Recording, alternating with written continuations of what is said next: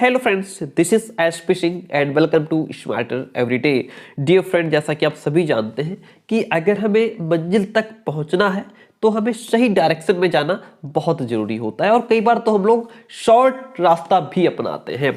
वही हाल अब यहाँ पे आपकी सीटेट का है। सीटेट आपके सिर पे आ चुका है, टाइम आपके पास है नहीं। इस टाइम पर आपको क्या करना है, कौन से टॉपिक पढ़ने हैं जो आपको सीटेट क्रैक करवाएं। इस क्रैक ही नहीं करना है, अच्छे मार्क्स लेकर के आप सीटेट को क्रैक कर पाएं। आज के इस क्लास में जो मैं आपको मोस्ट इंपॉर्टेंट टॉपिक देने वाला हूं सीटेट के, अगर आपने इस क्लास को एंड तक देख लिया, समझ लिया, तो गारंटी मैं आपको लिखित देता हूं कि सीटेट क्रैक करने से, वो भी अच्छे मार्क्स के साथ, आपको कोई रोक नहीं सकता है। ये कुछ ऐसे टॉपिक्स हैं, चुनिंदा टॉपिक्स हैं, गजब टॉपिक्स हैं जो सीटेट जिनसे बच करके नहीं जा सकता है। ठीक है, तो चलिए शुरू करते हैं। और सिर्फ देखना ही नहीं कि फटाफट लिख ले क्या क्या सर ने लिखा है, नहीं, इनको समझिए। मैं आपको बताऊंगा कि कौन सा टॉपिक किस सब्जेक्ट में आपकी किस तरीके से ज्यादा हेल्प करेगा। ठीक है, अगर आप भी चाहते हैं कि आप सीटेट में अच्छा स्कोर कर पाए कम समय में, तो आप इस क्लास को एंड तक जरूर देखेंगे। जैसा कि अब यहां पे लिखा है, most important topics for CTET all subject. आपके सीटेट में अगर मैं बात करूं, प्राइमरी लेवल पे 5 सब्जेक्ट होते हैं, सीडीपी, लैंग्वेज, हिंदी और इंग्लिश, आपकी मैथ्स और ईवीएस। पांचों सब्जेक्ट के ये टॉपिक रहेंगे जो आपको पांचों सब्जेक्ट में हेल्प करेंगे। ठीक है, बात सीटेट की हो रही है। डियर फ्रेंड, जैसा कि पहला टॉपिक आपका है कॉन्सेप्ट ऑफ डेवलपमेंट, विकास की अवधारणा। अब जैसे कि आप सभी जानते हैं कि आपके 15 के 15 नंबर पेडागोजी के पूछे जाते हैं आपके सभी सब्जेक्ट्स में। 15 नंबर की तो पेडागोजी ही आती है आपके सभी सब्जेक्ट्स में। ठीक है, तो पेडागोजी भी बहुत इंपॉर्टेंट रहेगी आपके लिए। और बाकी चलो आगे बात करते हैं और समझाते हैं। कॉन्सेप्ट ऑफ डेवलपमेंट, विकास की अवधारणा, सुपर इंपॉर्टेंट टॉपिक इसको कह सकते हैं। इससे बच करके आपका जो विकास की अवधारणा है, ये सीडीपी में पूछी जाती है और बाकी सब्जेक्ट्स में भी इससे रिलेटेड क्वेश्चन देखने को मिलते हैं। इस लिख लीजिए, ठीक है, नोट कर लीजिए। दूसरा टॉपिक आपका रहेगा पियाजे, वाइगोत्स्की और कोहलबर्ग। अब इसमें से जो कोहलबर्ग हैं आपके, ये तो आपके लिए सिर्फ सीडीपी में आपकी हेल्प करेंगे, बाल विकास में आपकी हेल्प करेंगे। लेकिन पियाजे और वाइगोत्स्की से रिलेटेड क्वेश्चन आपको सभी सब्जेक्ट्स में देखने को मिलेंगे। यहां तक कि जो आपके वाइगोत्स्की हैं, ये आपको हिंदी और इंग्लिश में भी मिलेंगे, क्योंकि इनसे रिलेटेड भाषा से संबंधित क्वेश्चन खूब पूछे जाते हैं, भर भर के पूछे जाते हैं। तो इसलिए वाइगोत्स्की आपके बहुत इंपॉर्टेंट होते हैं। पियाजे जो है, इन्होंने अहम केंद्रित की बात की है, और तो इसी तरीके से पियाजे भी आपको हेल्प करेंगे। लेकिन वाइगोत्स्की भाषा और विचार से संबंधित जो इनके टॉपिक्स हैं, उन पर खूब क्वेश्चन पूछे जाते हैं, इसलिए ये आपको सारे सब्जेक्ट्स में हेल्प करेंगे। कंटिन्यूअस एंड कॉम्प्रिहेंसिव इवैल्यूएशन, यानी कि सतत एवं व्यापक मूल्यांकन। कोई पांचों सब्जेक्ट में ऐसा सब्जेक्ट नहीं है जहां पे सतत और व्यापक मूल्यांकन से, आकलन से संबंधित क्वेश्चन ना पूछा जाता हो। इसलिए आप जो है कंटिन्यूअस एंड कॉम्प्रिहेंसिव इवैल्यूएशन, जिसको CCE भी कहा जाता है, मोस्ट इंपॉर्टेंट टॉपिक है आपका। ओके, चलिए आगे बढ़ते हैं। अब देखिए, राइट टू एजुकेशन, शिक्षा का अधिकार अधिनियम 2009, यहां से भी आपको क्वेश्चन देखने को मिलेगा। ठीक है, लगभग सभी सब्जेक्ट्स में, बहुत ज्यादा नहीं, लेकिन 1-2 नंबर के लिए आपको ये देखने को मिल जाता है। जो CCE मैंने आपको बताया ऊपर, सतत व्यापक मूल्यांकन, ये आपको सभी सब्जेक्ट्स में हेल्प करेगा, इन ऑल सब्जेक्ट। ठीक है, और ये 1 से 2 नंबर में आपको देखने को मिलेगा।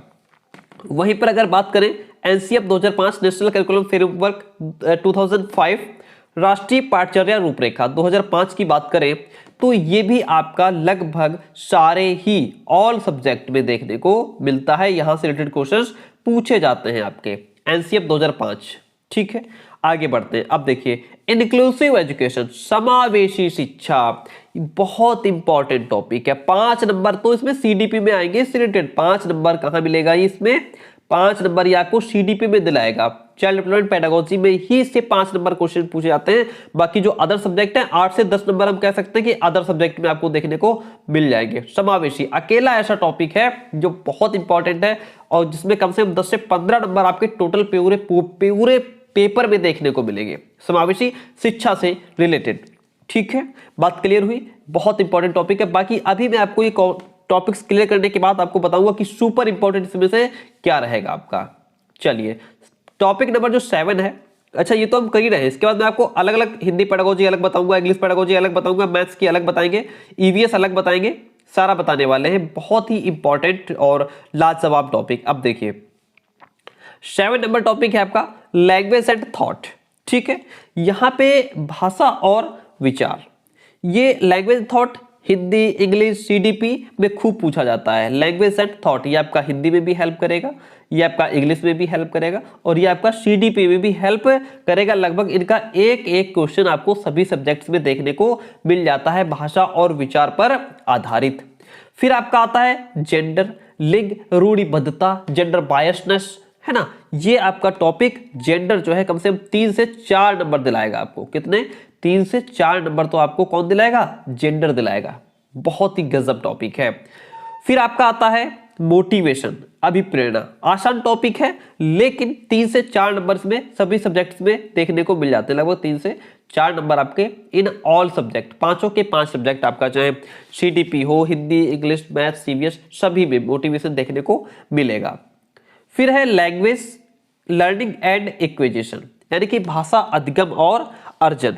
इसमें आपका क्या रहेगा? ये भी लगभग आपके पांचों सब्जेक्ट में, इंग्लिश, हिंदी और सीडीपी, इसमें देखने को मिलता है। लगभग ये 5 नंबर का आपका टॉपिक है। कितना? 5 नंबर आपको यहां से मिलने हैं। किससे? लैंग्वेज लर्निंग एंड एक्विजिशन से।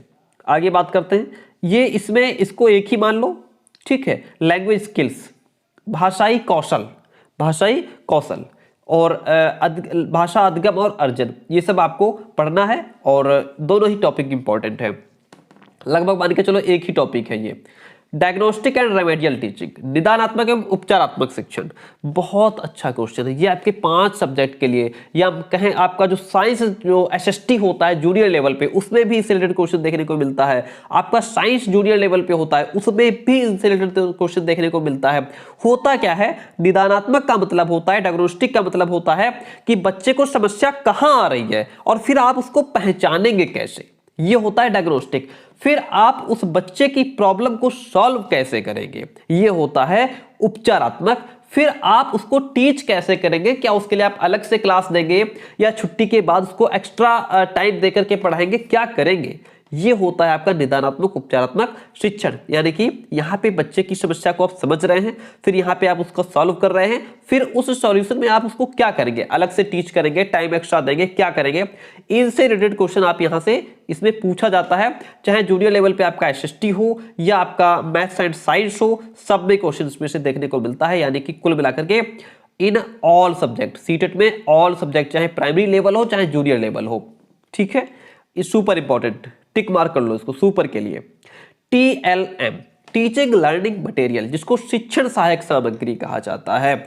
अब इसमें कुछ बच्चे ऐसे आज भी पूछ लेते हैं सर टीएलएम क्या होता है। अरे भाई, आप पढ़ाने जा रहे हो, आप टीचर बन गए हो, तो आपको आपकी शिक्षण सहायक सामग्री क्या होना चाहिए, आप बच्चों को किस तरीके से पढ़ाएंगे, आपके पास चार्ट बोर्ड होना चाहिए, आपके पास लेसन प्लान होना चाहिए, और आप क्या क्या, अब जैसे अगर भूगोल वगैरह आप पढ़ा रहे हैं तो आपके लिए आपके पास मैप होना चाहिए, आपके पास ग्लोब होना चाहिए। ये सब शिक्षण सहायक सामग्री के अंतर्गत आता है। और अब तो टेक्निकल जमाना आ गया है, अब तो आपके पास श्रव्य दृश्य सामग्री के लिए और भी बहुत सारी चीजें हैं, वो सब आपकी इसमें आ जाती हैं। ठीक है, 5 सब्जेक्ट के लिए टीएलएम बहुत इंपॉर्टेंट टॉपिक है।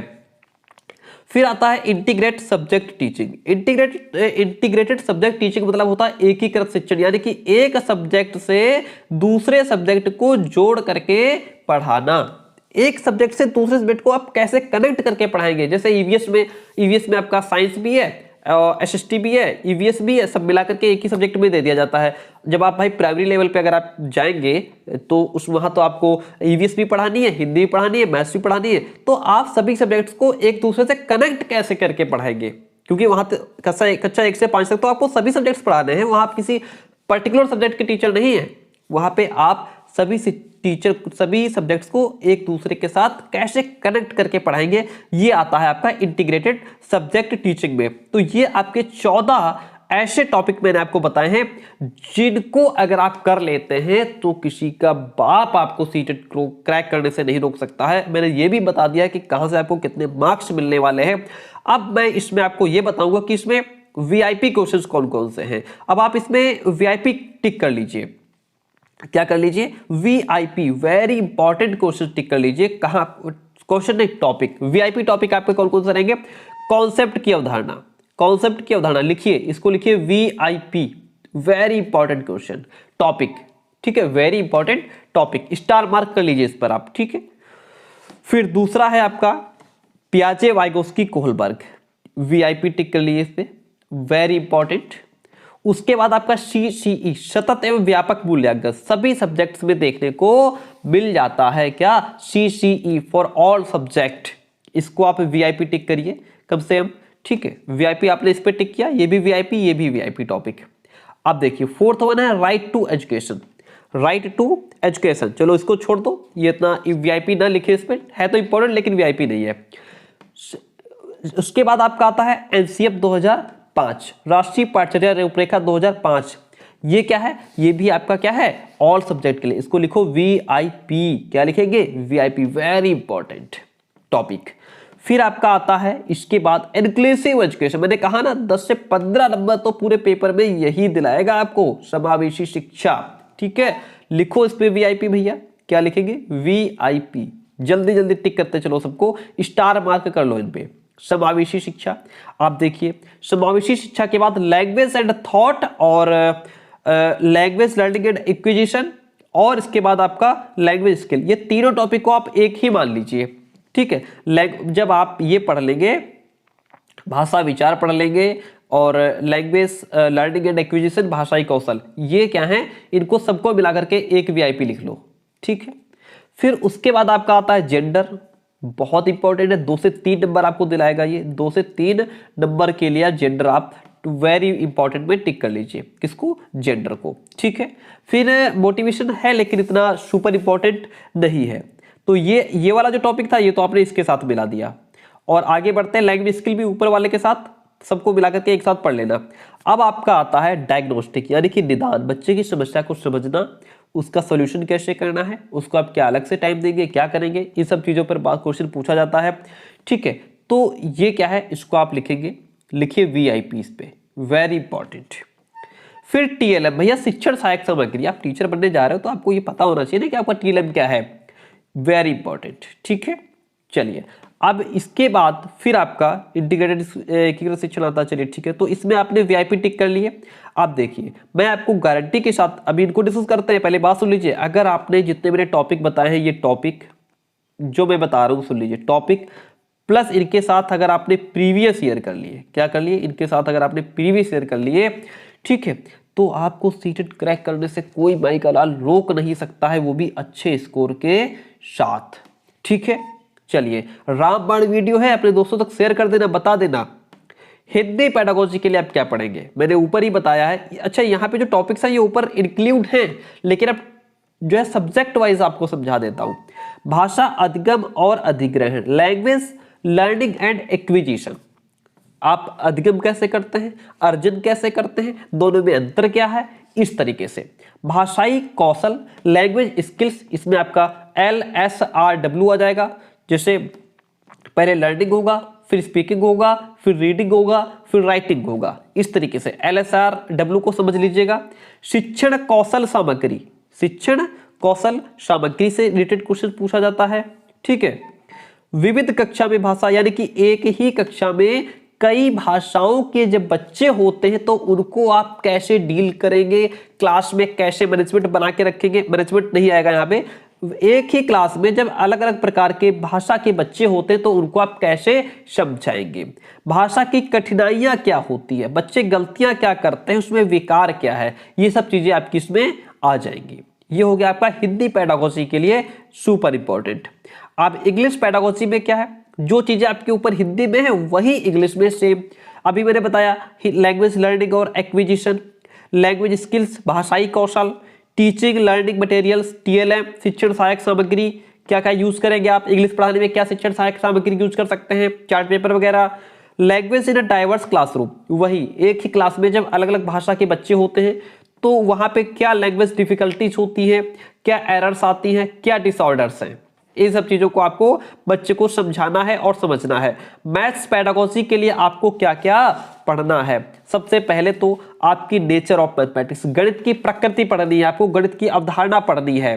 ठीक है, क्या आ जाएगा इसमें? नेचर ऑफ मैथमेटिक्स, गणित की अवधारणा। फिर इसमें भी अलग अलग टीएलएम करके आता है, टीएलएम इसमें आपका क्या क्या होता है, बहुत सारी चीजें होती हैं। ठीक है, और फिर आगे बढ़ते हैं, evaluation through formal and informal methods, यानी कि औपचारिक एवं अनौपचारिक पद्धतियों के माध्यम से मूल्यांकन करना, ये बहुत इंपॉर्टेंट है।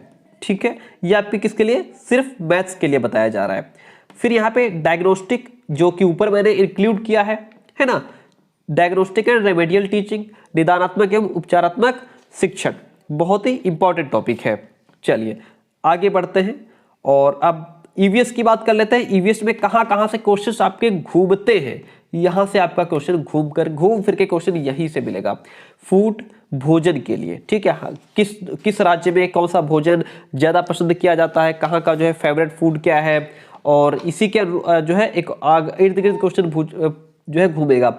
आश्रय, शेल्टर, कहाँ के लोग किस तरीके के घर बना करके रहते हैं, उनके घर कैसे होते हैं, कहाँ घर बनाते हैं, लकड़ी के होते हैं, बांस के होते हैं, जैसे जहाँ ज्यादा बारिश होती है वहाँ बांस के ऊपर बनाया जाता है। सबके अलग अलग शेल्टर से क्वेश्चन पूछा जाएगा। पानी से रिलेटेड क्वेश्चन घूमेगा। ट्रैवल, भ्रमण से रिलेटेड क्वेश्चन पूछेगा। Things we make and do, यानी कि वे चीजें जो हम बनाते और करते हैं, यहां से संबंधित क्वेश्चन आपको देखने को मिलेंगे ईवीएस में। सिर्फ जो टॉपिक में पढ़ा रहा हूं वही कर लेना, बिल्कुल एकदम कतई सीधा तीर निशाने पे जाएगा। अब ईवीएस पेडागोजी में क्या पूछा जाता है? ईवीएस पेडागोजी में एक्टिविटीज, यानी कि बच्चों को ईवीएस पढ़ा रहे हैं तो आप उसमें ज्यादा से ज्यादा एक्टिविटीज करके पढ़ाएं, उनको क्रियाकलाप के माध्यम से पढ़ाएं। एक्सपेरिमेंटेशन, यानी कि प्रयोग करके पढ़ाएं। प्रैक्टिकल वर्क के आधार पर पढ़ाएं, व्यवहारिक कार्य के ऊपर पढ़ाएं। ठीक है, आगे सिग्निफिकेंस ऑफ ईवीएस, ईवीएस का महत्व क्या है? इंटीग्रेटेड ईवीएस, एक सब्जेक्ट को दूसरे सब्जेक्ट के साथ कनेक्ट करें। ईवीएस में आपका मैथ्स भी है, हिंदी भी, सॉरी, ईवीएस में आपका मैथ्स भी है, एसएसटी भी है, ईवीएस भी है। इन सभी को कैसे एक दूसरे के साथ कनेक्ट करके आप बच्चों को टीच करेंगे। फिर है environmental studies and environmental education, पर्यावरण अध्ययन और पर्यावरण शिक्षा क्या है, इसको समझना है, दोनों में अंतर समझना है। और ये जो मैंने आपको आज टॉपिक दिए हैं, ये रामबाण टॉपिक है। क्लास कैसे रही, बिना लाइक कमेंट आप नहीं जाएंगे। चैनल पर नए हो तो सब्सक्राइब जरूर कीजिएगा, अपने दोस्तों तक भेजिएगा। कोई कमेंट रहता हो तो कमेंट बॉक्स में छोड़ दीजिए, आपके कमेंट का दिल से स्वागत है। रामबाण वीडियो है, इसको ये सारे लिख लीजिए, अभी आप नोट्स बना लीजिए इनकी, ठीक है, कि हमें ये पहले खत्म करना है। Thank you so much. Classes चल रही है, बहुत जल्दी नेक्स्ट क्लास हमको मिलने वाली है।